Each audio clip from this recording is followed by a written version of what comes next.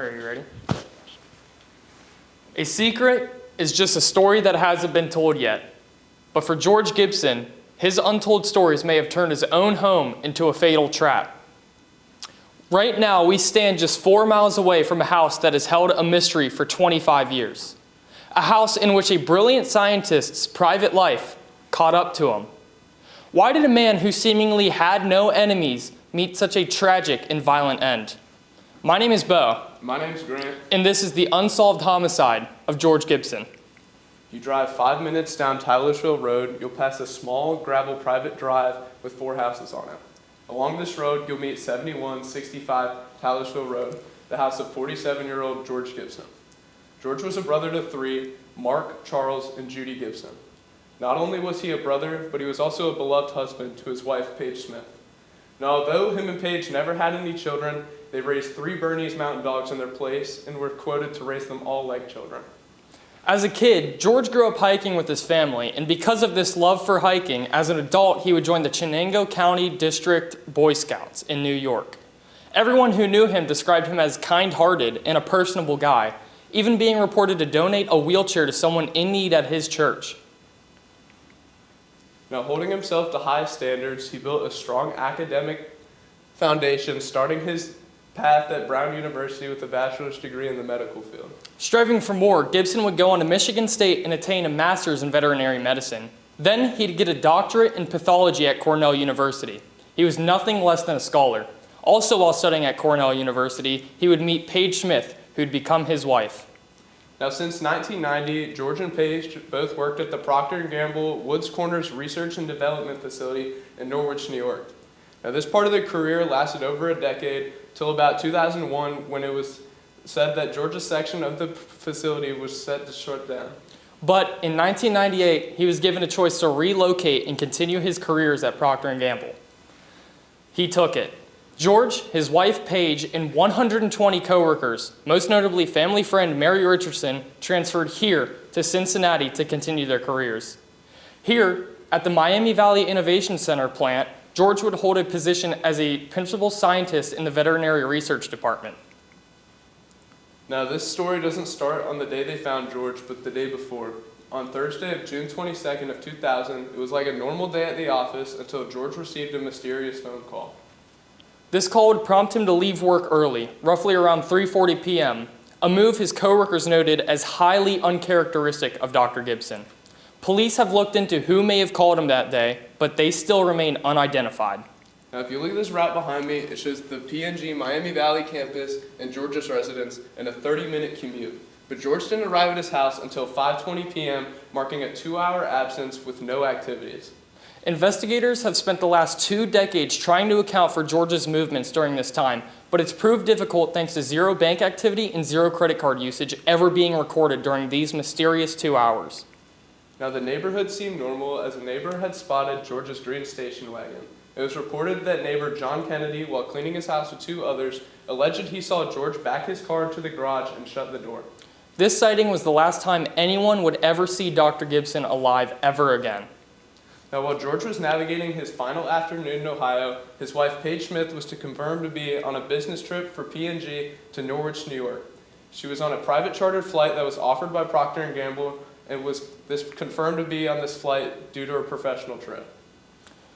After leaving the Lunken Airport in Cincinnati, she was confirmed to be in air by 6 p.m., giving her a verified physical alibi for her absence during the murder.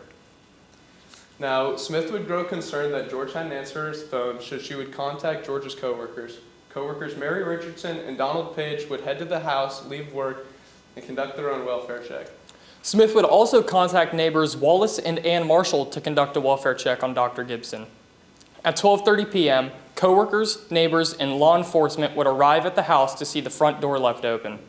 First responder Richard Mashad spoke to us on the phone and noted that something had seemed off instantly when he arrived, also stating that he remembered this case like it was yesterday. Now, when the officers walked in the house, they found George's body lying right next to the dining room table at 12:32 p.m. His body was found with 9 gunshot wounds, 1 to the chest, 1 to the neck, and 7 to the head. In a bizarre but humiliating twist, he was also found with a pair of lingerie atop of his head, with the other half of the set lying in the living room. The violence of the crime also extended to the family's beloved Bernese mountain dogs, Hugo and Capella. 3 rounds would go into Hugo and 2 into Capella. Gibson's third dog was left unharmed. Now the scene would be extensive with over 18 different officers arriving on the scene. A detective was sent to 9385 co-worker Mary Richardson's residence to conduct an interview. After Coroner Burkhart spent hours meticulously documenting the execution style of the killing, Gibson's body would officially be removed from the scene at 7:05 p.m. that evening. Now, the detectives do believe that the assailant had broken in through George Gibson's basement window.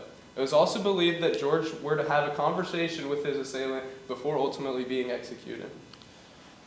Paige Smith would be brought back to the house to canvass the scene, in which she confirmed things were moved around, but nothing was stolen, ultimately ruling out robbery as a potential motive. Now, a month later, the police would discover a secret that no one knew. George was a frequenter on dating phone meetup lines, and he would meet up with women behind his wife's back from late 1999. It was alleged that he had used these dating hotlines to help another woman out of an abusive relationship. Also, a woman from Price Hill would submit a tip to Westchester police believing she had been in contact with Dr. Gibson in the months preceding his death. Detective Mike Quinn would confirm that they maintained regular contact. Now, 2 months later, on August 22nd of 2000, Paige Smith would halt this detective work and would hire an attorney and cease all direct cooperation with police.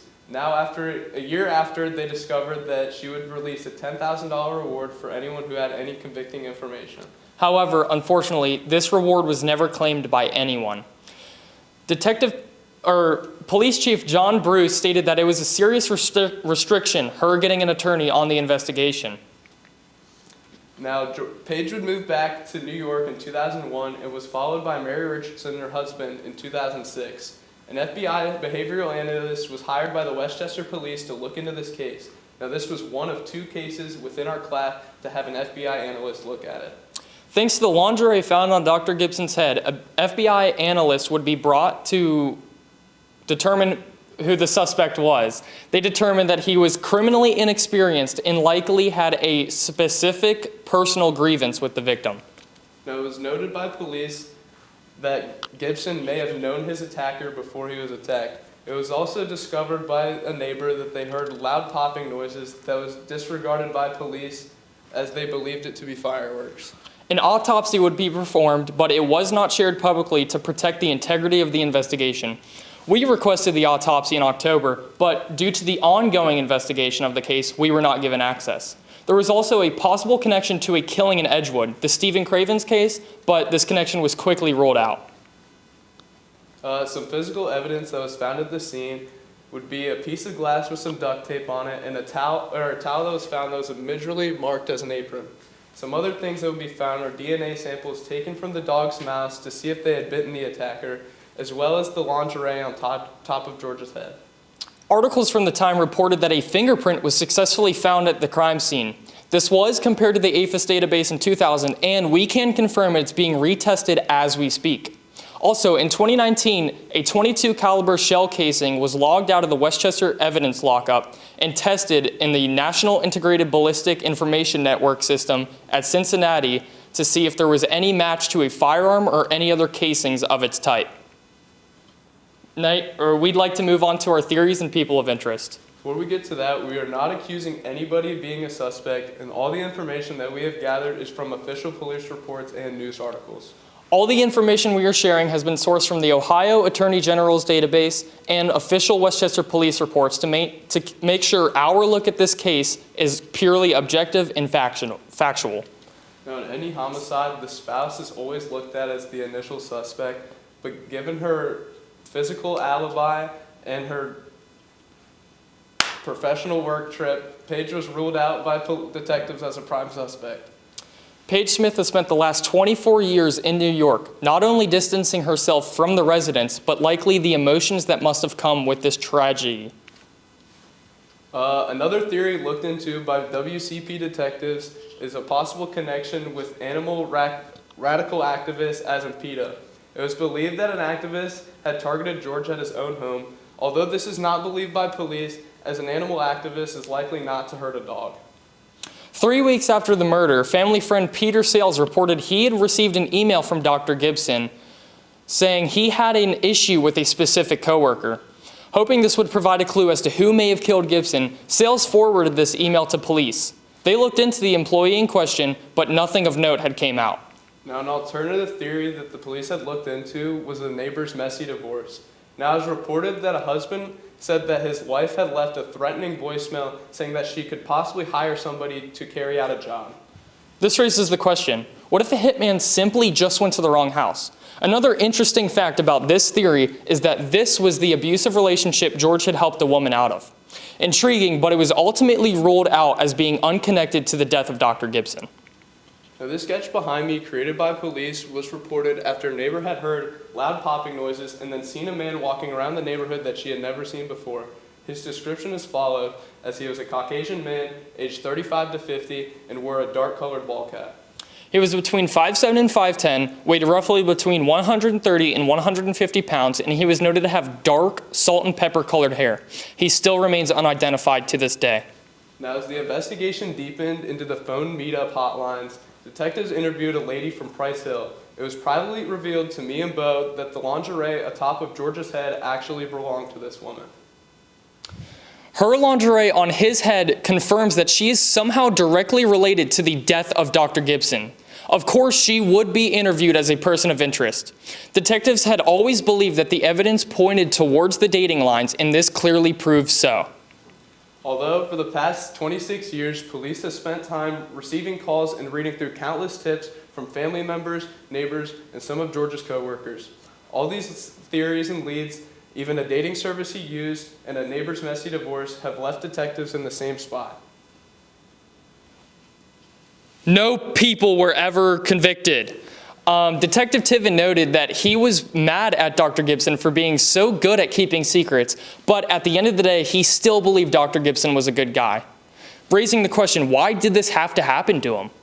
Now, before we wrap up our presentation, we would like to give thanks to these men behind us for providing us with the material and all the stuff to investigate this case. We'd like to thank Westchester Police Officer Travis Oakes. He was our initial call, and he's who got our investigation. He's who got the ball rolling on our investigation.